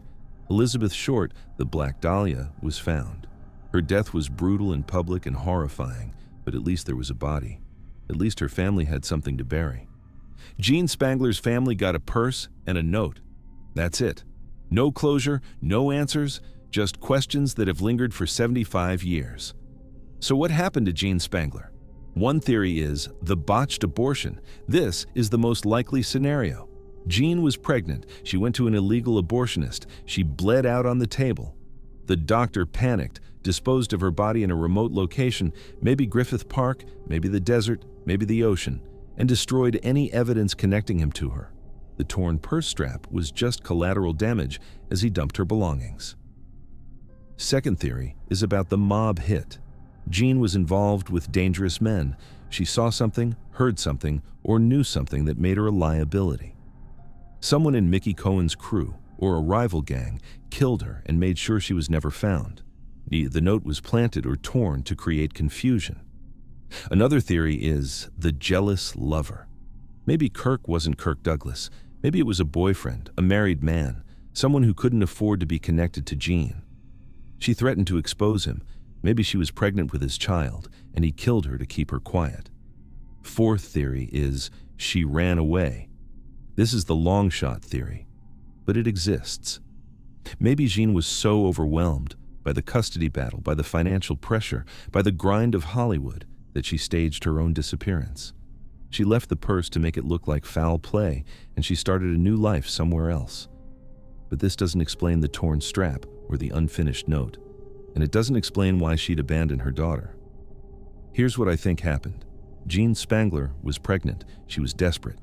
Then she made an appointment with a back alley abortionist, someone who went by the name Dr. Scott, or maybe just someone she hoped was a doctor.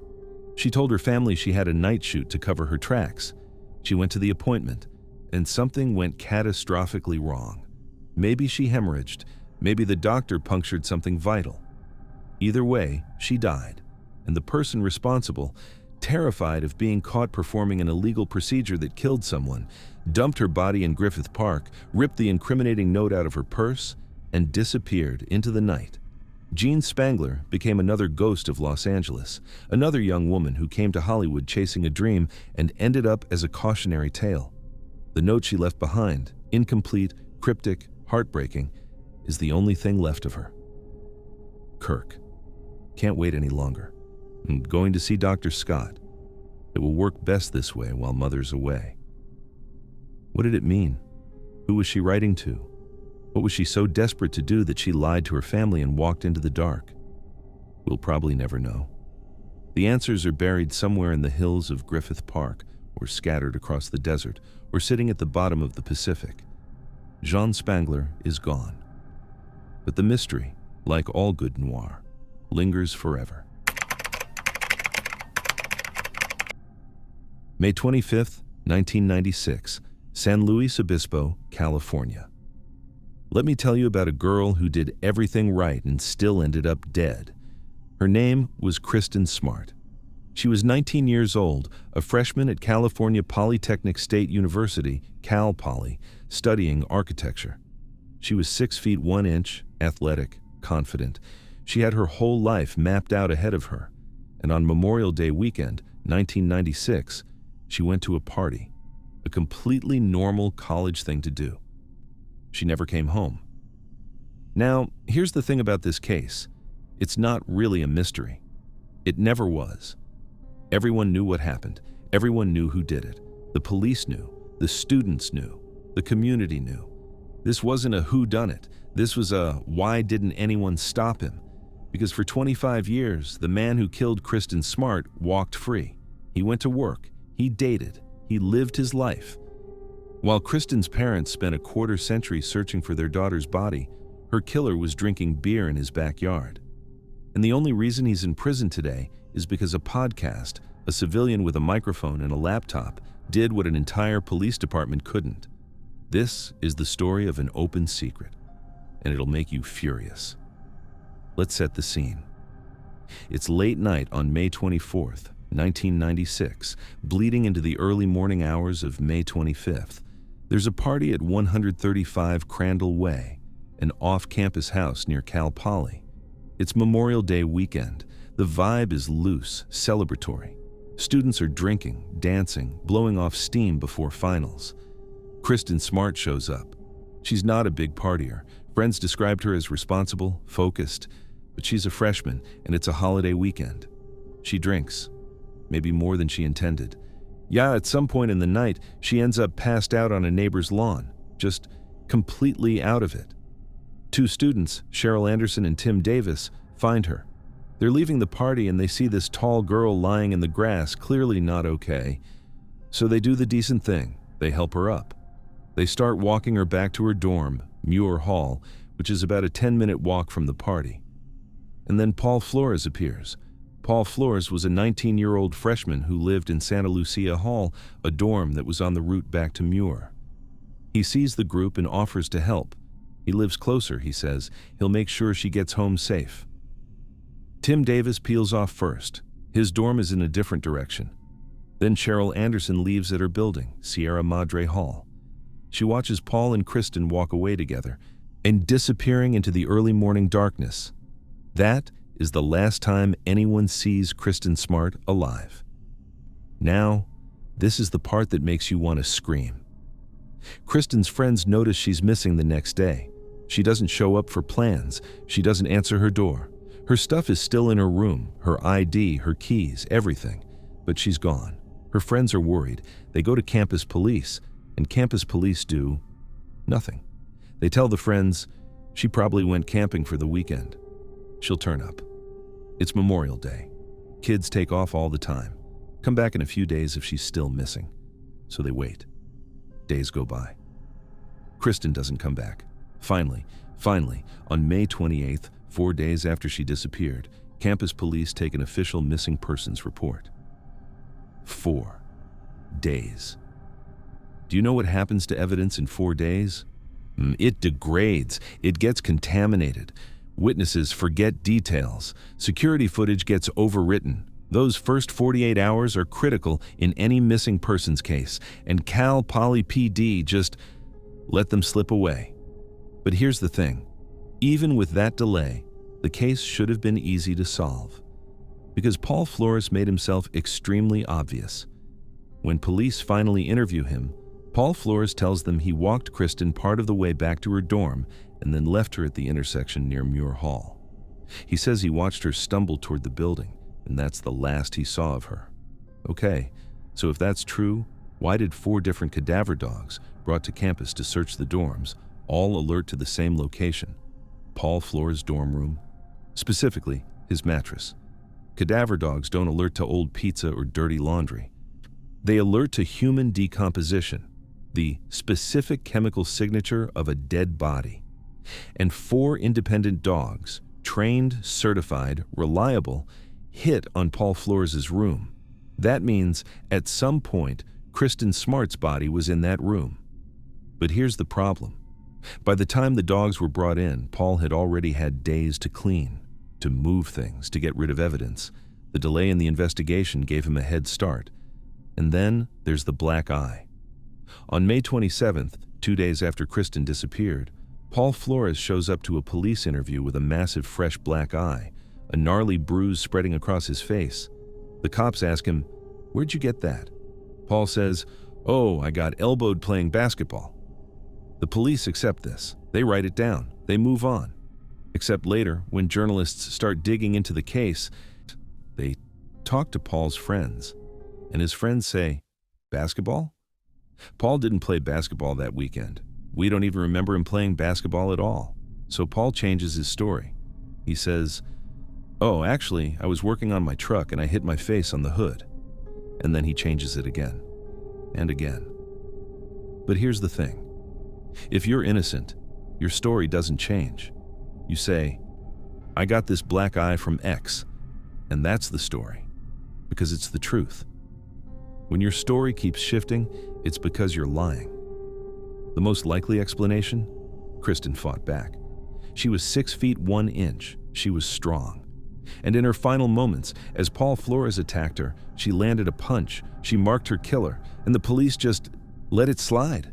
For years, decades, nothing happened. Paul Flores wasn't arrested. He wasn't charged. When he moved away from San Luis Obispo, but he stayed in California, he lived a normal life. He got DUIs. He got arrested for weapons possession. But for Kristen, silence. Her parents, Stan and Denise Smart, never stopped searching. They put up billboards. They hired private investigators. They kept her face in the news. But without a body, without physical evidence linking Paul to a crime, prosecutors didn't think they could win a case. So they waited and waited. And then, in 2019, a man named Chris Lambert launched a podcast called Your Own Backyard. Lambert wasn't a detective. He wasn't a journalist by trade. He was just a guy from San Luis Obispo who'd grown up hearing about the Kristen Smart case and was frustrated that nothing had been done. So he decided to investigate it himself. He started knocking on doors. He interviewed old classmates, neighbors, people who'd been at the party that night. He tracked down witnesses who'd been ignored by police for 20 years. And slowly, painstakingly, he pieced together what had happened. The podcast went viral. Millions of people listened. The pressure on law enforcement became unbearable. And finally, the San Luis Obispo Sheriff's Department reopened the case with serious intent, and that's when they started looking at Paul Flores's father, Ruben Flores. Here's what the investigation uncovered. After Paul killed Kristen, likely in his dorm room, either accidentally during an assault or intentionally when she fought back, he panicked. He called his dad, Ruben, and Ruben, instead of telling his son to turn himself in, helped him cover it up. They moved Kristen's body. Late at night, under cover of darkness, they transported her from the dorm to Ruben's house in Arroyo Grande, about 15 miles away, and they buried her under the deck in the backyard. Neighbors reported strange activity at Ruben's house around that time. Late-night digging, odd sounds. One neighbor said they heard a concrete saw running at 4 a.m., but nobody called the police. Nobody thought it was connected to Kristen. For 25 years, Kristen Smart's body was buried under that deck, hidden in plain sight. But here's the tragic twist. By the time police finally obtained a search warrant and brought ground-penetrating radar and cadaver dogs to Ruben's property in 2021, the body was gone. Forensic archaeologists dug under the deck. They found soil staining, a discoloration in the earth consistent with human decomposition. They found anomalies that suggested a body had been buried there for a long time, but the body itself had been removed. Ruben Flores knew the police were coming. He'd been watching the news. He'd seen the podcast gaining traction. And sometime in 2020, he dug up whatever was left of Kristen and moved her to a new location. We don't know where. And Ruben isn't talking. In 2021, Paul Flores was arrested and charged with first-degree murder. Ruben Flores was arrested and charged as an accessory after the fact. The trial took place in 2022. It was a circus. The prosecution laid out a devastating case: the cadaver dogs, the black eye, the soil evidence, the decades of lies. They argued that Paul Flores had attempted to sexually assault Kristen in his dorm room. She resisted. He killed her, either intentionally or accidentally, and then called his father to help dispose of the body. The defense argued there was no body, no DNA, no murder weapon, no physical proof. Just circumstantial evidence and a rush to judgment. On October 18, 2022, the jury returned its verdict.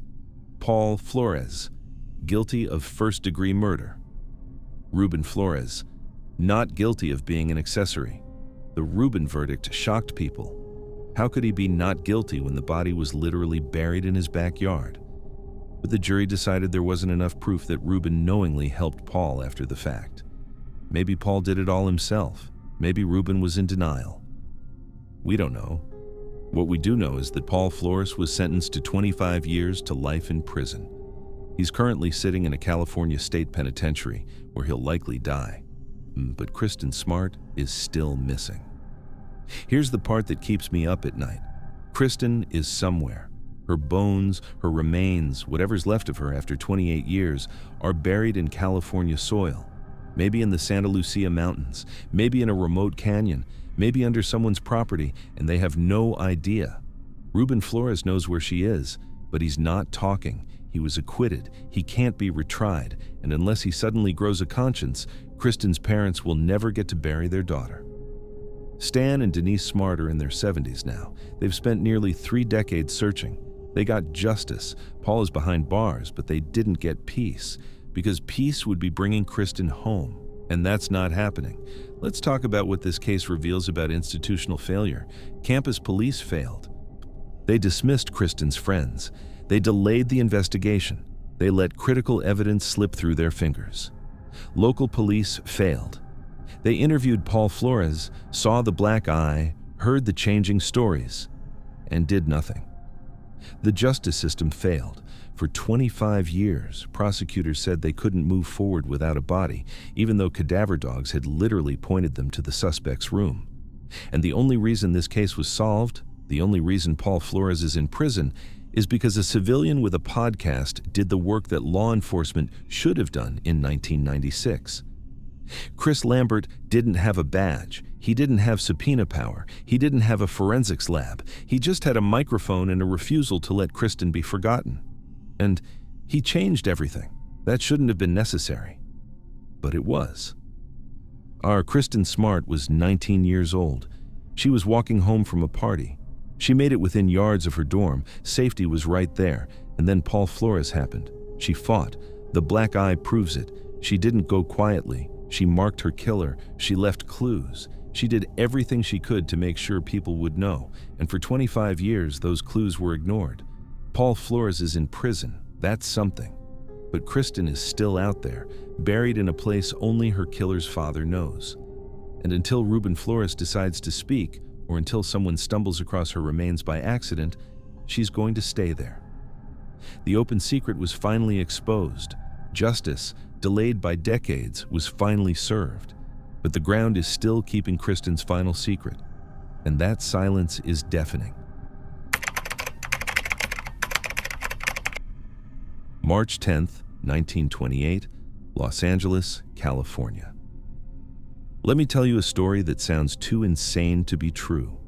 A story about a mother who knew her own child, a police department that tried to gaslight her into insanity, and a serial killer operating a slaughterhouse on a chicken farm in the California desert. This is the story of Walter Collins, a 9-year-old boy who went to see a movie and never came home. And when the police finally found him 5 months later, his own mother looked at the boy they brought back and said, "That's not my son." The police response?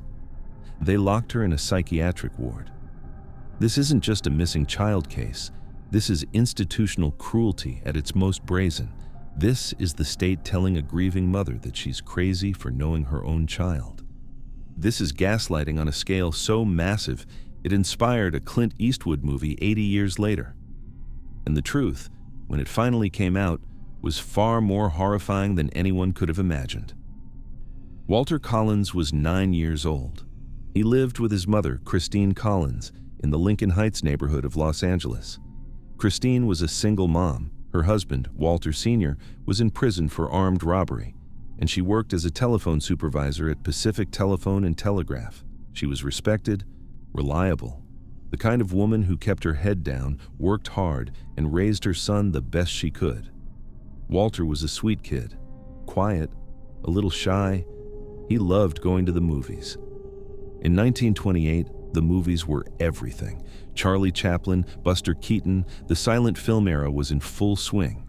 And on the afternoon of March 10th, Christine gave Walter a dime and told him he could walk to the local theater and watch a picture show. It was a Saturday. The sun was shining. It was a normal day. Walter walked out the door, and he never came back. By evening, Christine was frantic. She called neighbors. She checked with Walter's friends. She walked the streets calling his name. Nothing. She went to the police. The Los Angeles Police Department launched an investigation. They dragged Lincoln Park Lake, thinking he might have drowned. They put out missing posters. They questioned potential witnesses. But days turned into weeks. Weeks turned into months. And Walter Collins seemed to have vanished into thin air. The LAPD was under intense pressure. This was 1928, and the department was already drowning in corruption scandals, bribery, extortion. Among officers on the take from bootleggers during Prohibition, the public didn't trust them. The press was tearing them apart, and now they couldn't even find a missing kid from a working-class neighborhood. They needed a win, desperately. And then, in August 1928, 5 months after Walter disappeared, they got one. Or so they thought. A boy matching Walter's description was found in DeKalb, Illinois, over 2,000 miles away. He told police he was Walter Collins. He said he'd been kidnapped and taken across the country, but he'd finally escaped. The story was vague, inconsistent, but the LAPD didn't care. They had their boy. They had their headline. The department arranged for the boy to be brought back to Los Angeles by train. They alerted the press. They staged a massive public reunion at the train station. Reporters packed the platform. Photographers jostled for position. This was going to be the feel-good story of the year. Lost boy found. LAPD saves the day. Christine Collins was brought to the station. She was trembling with hope and dread. 5 months of hell, and now, finally, her son was coming home. The train pulled in. The boy stepped off. Christine looked at him. and her heart sank. She leaned over to Captain J.J. Jones, the lead investigator on the case, and whispered, "That's not my son." Captain Jones's face hardened. He said, "What are you talking about? Of course it's your son." Christine shook her head. "I'm telling you, that boy is not Walter." Now, imagine this moment. You're a mother. You've spent 5 months in agony, wondering if your child is dead or alive. And then the police bring you a boy and tell you it's your son. But you know in your bones that it's not him. What do? Captain Jones didn't care. The cameras were rolling. The reporters were watching. He couldn't afford for this to fall apart.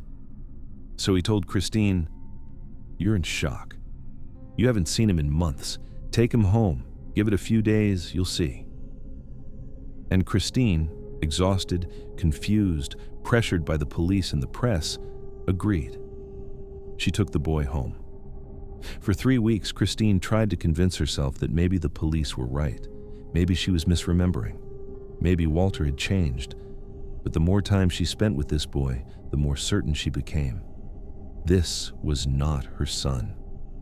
She measured his height against the wall. She had markings from before Walter disappeared. The boy was 3 inches shorter. She took him to the dentist. Walter had several dental fillings. This boy had none.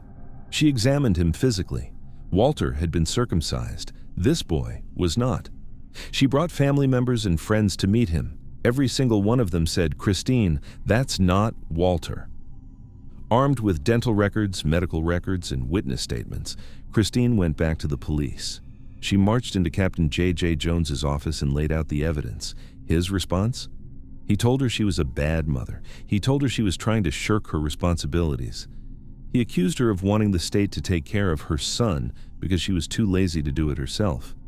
And then he said something that would haunt her for the rest of her life. "What are you trying to do? Make fools out of us all?"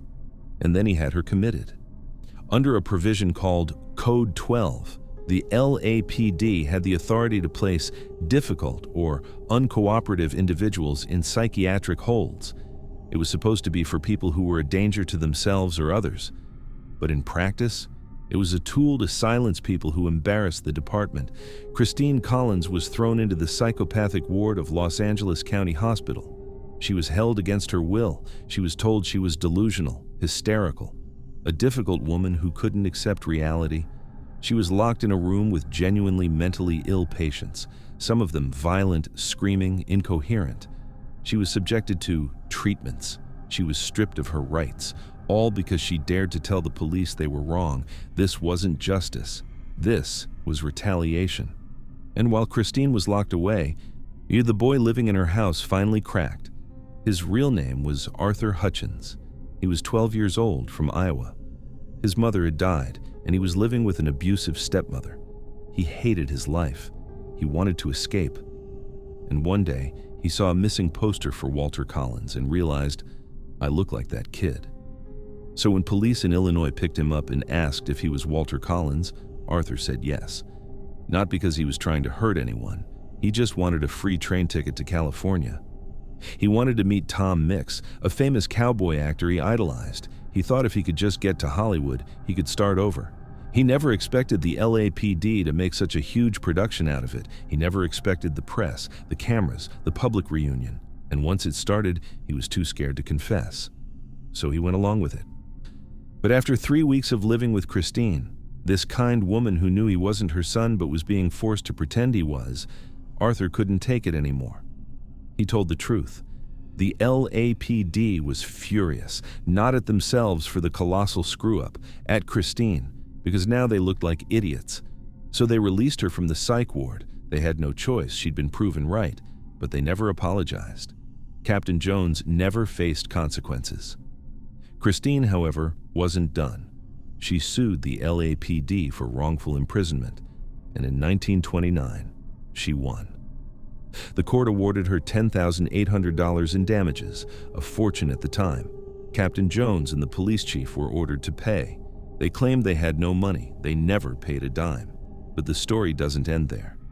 Because while Christine was fighting the LAPD, the real question remained. What happened to Walter? The answer came from a place called Wineville, California, a dusty, remote farm town in Riverside County, about 50 miles from Los Angeles. In late 1928, police received a tip about a man named Gordon Stewart Northcott. He ran a chicken ranch, the Wineville Chicken Coop, with his mother, Sarah Louise Northcott, and they'd been doing something unspeakable.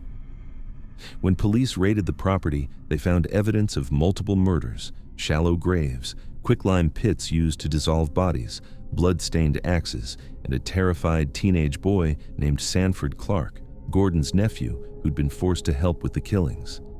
Sanford told police the truth. Gordon had been kidnapping young boys, runaways, drifters, kids no one would miss, for years. He would lure them to the ranch with promises of work or food, and then he would abuse them, torture them, and kill them.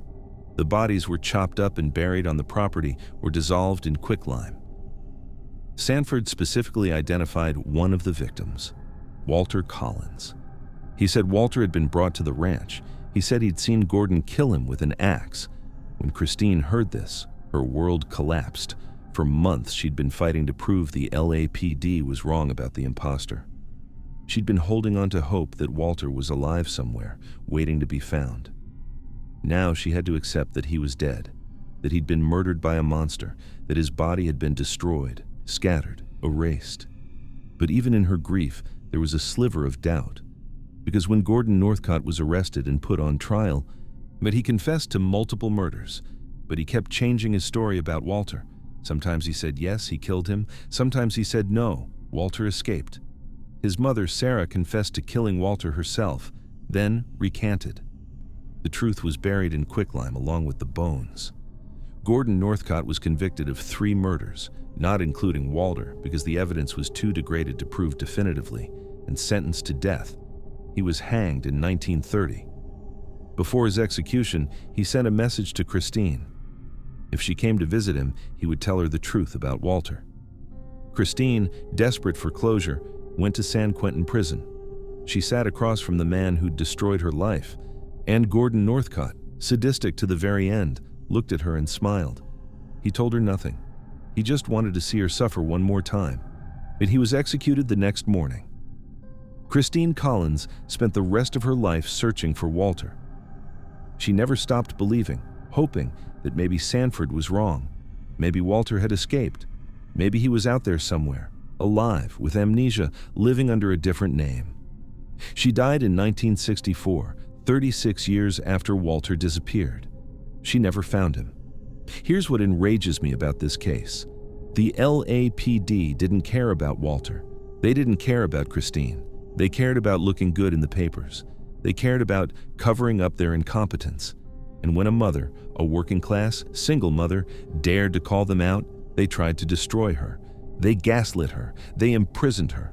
They told the world she was crazy, all to protect their egos. And while they were busy playing PR games, Jesus' serial killer was running a slaughterhouse 50 miles away, murdering children and dissolving their bodies in acid.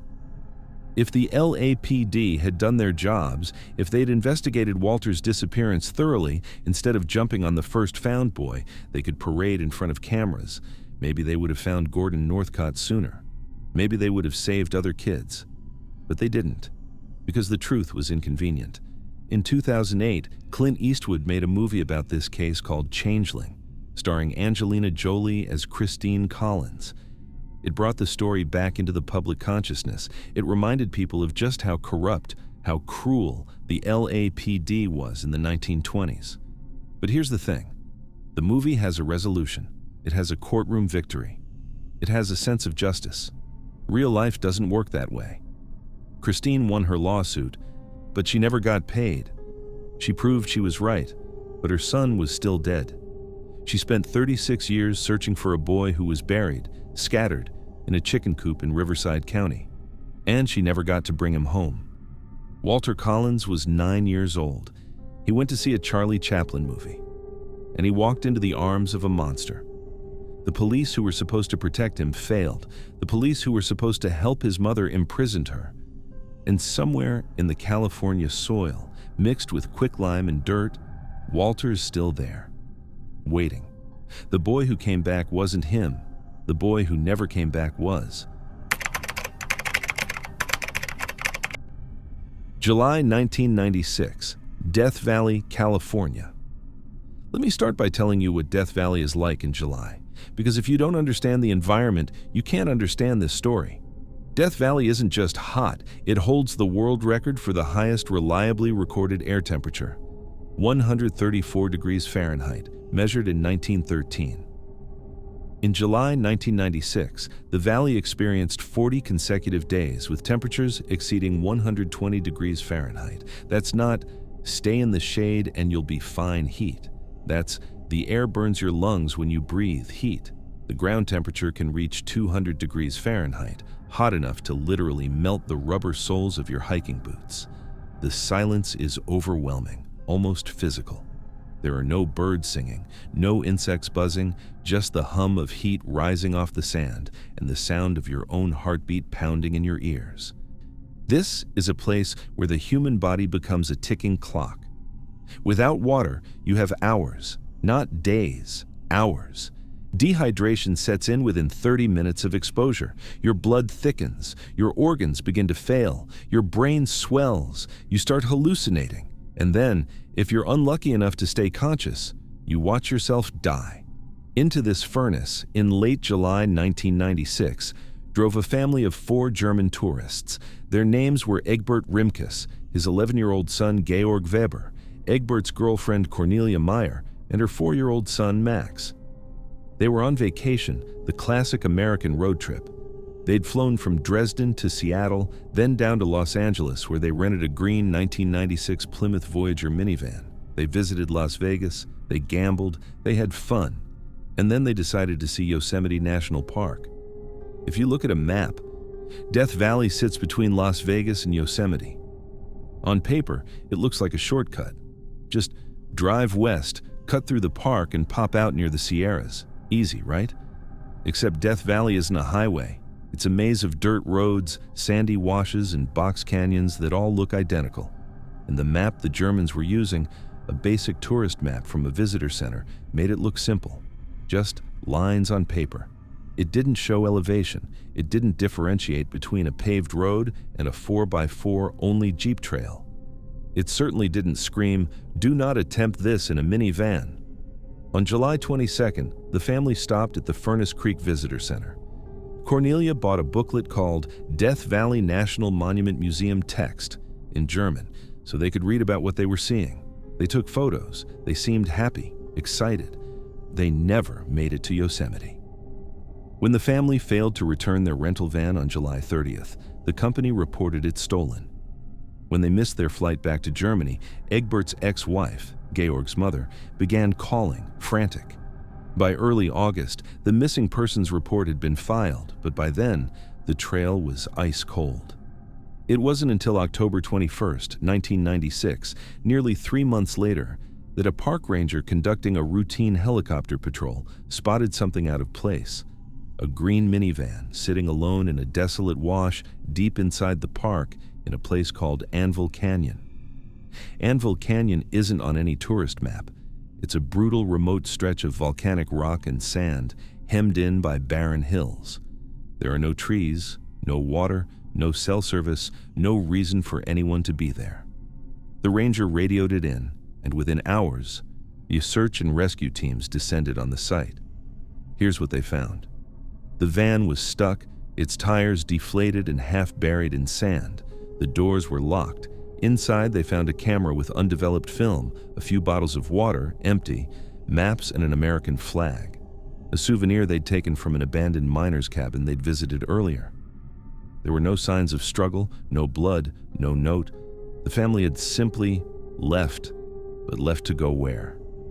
Search teams launched a massive operation. Helicopters with thermal imaging cameras swept the canyon. Trackers on horseback combed the washes.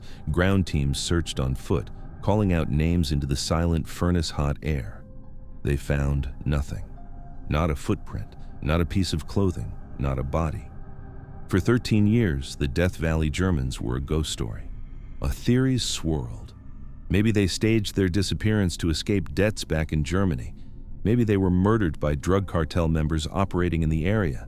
Maybe they walked into a hidden cave and their bones are still sitting there, waiting to be found. But one man didn't believe in ghosts. His name was Tom Mahood. Tom Mahood is a physicist and an experienced search and rescue volunteer. He's the kind of guy who looks at a mystery and sees a puzzle, a logic problem with a solution. And in 2009, after reading about the Death Valley Germans, he became obsessed with one question. Where did they think they were going? See, most people assumed the family panicked and wandered aimlessly into the desert, but Mahood didn't buy that.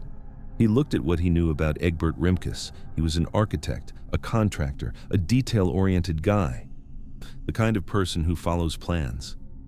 Mahood thought, if Egbert left the van and started walking, he had a destination in mind. He wasn't just wandering, he had a plan. So Mahood pulled out the same tourist map the Germans would have been using. He studied it, and then he saw it. On the map just a few miles south of Anvil Canyon, there was a boundary line marked in bold, China Lake Naval Weapons Station.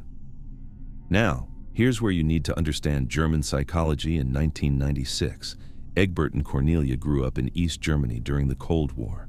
To them, a military base meant fences, guard towers, patrols, security. In Germany, if you cross a military boundary, you will encounter armed personnel. It's not optional. The bases are locked down tight. So Mahood theorized. Egbert looked at that line on the map and thought, if we walk south to the China Lake boundary, we'll hit a fence, we'll find a guard, we'll get rescued. The problem? In America, especially in the remote California desert, military boundaries are often just invisible lines drawn on maps. There's no fence, no guards, just more sand stretching to the horizon. The family walked toward salvation that didn't exist. Mahood plotted the route they likely took.